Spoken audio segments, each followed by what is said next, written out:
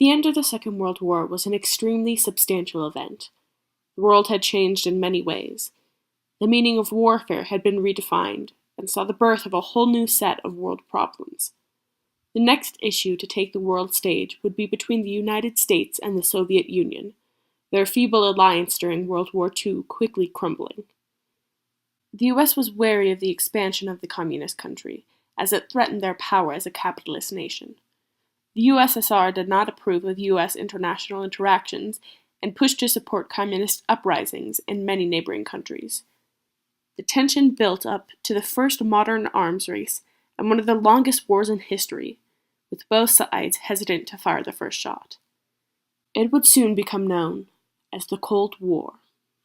During the Cold War, several bombing drills were implemented and practiced in homes and schools. The rules were simple: duck and cover. They were practiced mainly in schools because you never knew when a bombing could take place, and so they wanted to be ready in the case of, worst case scenario. During this time, many people began to build bomb shelters and bunkers as a way to comfort themselves and feel more protected. They were commonly filled with food, storage, extra resources, electricity, and things to last in the event of a bombing attack. The nuclear arms race was between the United States and the USSR. Each was a global superpower during the time and had the means to produce weapons, soldiers, and most importantly to the arms race, bombs and missiles. The arms race lasted until the early 1990s. It was over 30 years long. In 1956, the Soviet Union had 84 warheads, and the US had 2,123. During the peak of the arms race, between 1987 and 1989, America had 13,000 and the Soviet Union had 11,322 statistical warheads. The Red Scare happened during the Cold War, and it was a major event that happened in America.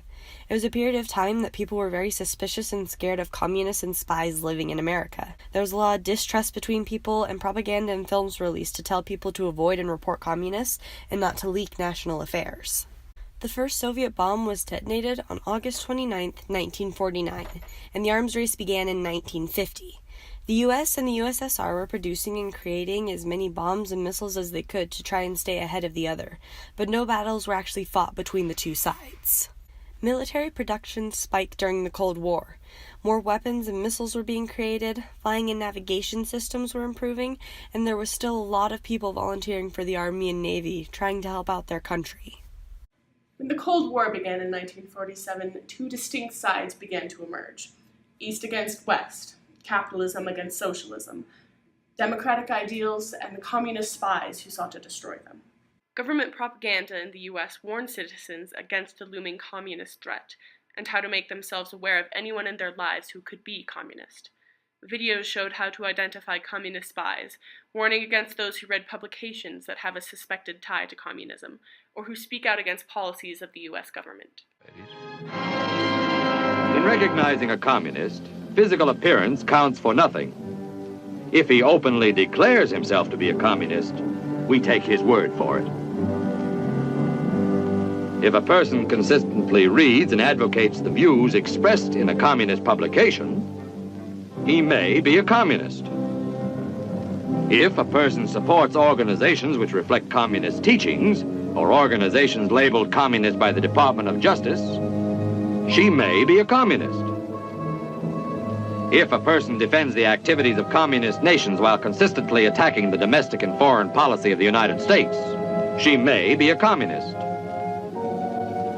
If a person does all these things over a period of time, he must be a communist.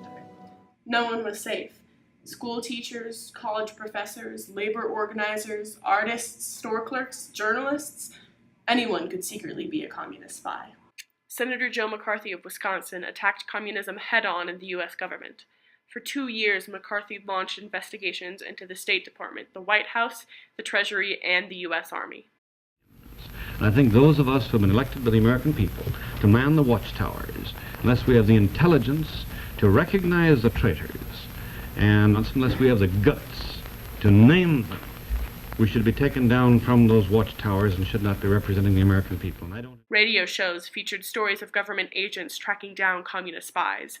David Harding Counter Spy, a show that was created during World War II to support anti-Nazi propaganda, easily shifted into anti-communism content during the Cold War.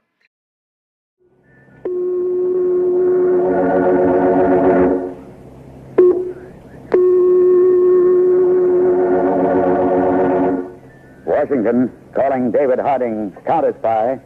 Washington, calling David Harding counter-spy. In an episode in 1950, Harding read out a message from FBI Director J. Edgar Hoover to the listeners. The message called on the individuals to report anything indicating espionage, sabotage, or subversive activities. The Red Scare even spread into the entertainment industry. In 1947, the House on Un-American Activities Committee, or the HUAC, was tasked with investigating communist influence in Hollywood. Nazi propaganda tactics during World War II led to the fear that Russia would use communist films to try and turn Americans to their cause. The HUAC investigated dozens of Hollywood producers, screenwriters, and directors. In October, 10 prominent members of the film industry publicly criticized the tactics used by Chairman J. Parnell Thomas of the HUAC. Each of them were charged with contempt of Congress for refusing to answer questions about their political affiliations and received a 1-year sentence. They would become known as the Hollywood 10. Albert Malt was a playwright born in Brooklyn. His book, Cross and the Arrow, was distributed by the U.S. Army to soldiers. He had been praised for his film supporting Pride of the Marines. His screenplay, The House I Live In, was given the Golden Globe Award for Best Film promoting international understanding. Lester Cole was a founding member of the Screenwriters Guild, which acted as a union to assist in establishing criteria for authors who contributed to a screenplay. Adrian Scott, a producer most famously known for the film Crossfire, which exposed anti-Semitism in America. The film was directed by another one of the Hollywood 10, Edward Dmytryk. Samuel Hornitz, a screenwriter and novelist who sought to tell of religious segregation. His work featured stories of American Jewish life, and one of his heroes faced up against an anti-Catholic mob. He also spent many years with a prison association in New York and helped thousands of people to be released. Alva Bessie, a screenwriter for Warner Brothers Studios. He had served as a lieutenant in the Los Angeles Squadron of the Civil Air Patrol during World War II. Ring Lardner Jr., at 34 years old, was the author of over a dozen successful movies and had won an Academy Award for his film Woman of the Year. He had written a film for a trade union supporting the idea of equality for people of all races and nations. John Howard Lawson, an author of multiple successful movies. He had worked as a volunteer ambulance driver in Italy during World War I.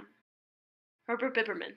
He had directed films for multiple of the major Hollywood companies, and at the outset of World War II, he organized the Hollywood Anti-Nazi League. Dalton Trumbo. He was an award-winning screenwriter and author. He had worked as a war correspondent in the South Pacific during World War II, and was a special consultant for the First United Nations Conference in 1945. These 10 men were sent to federal prison for their refusal to admit to being communist spies.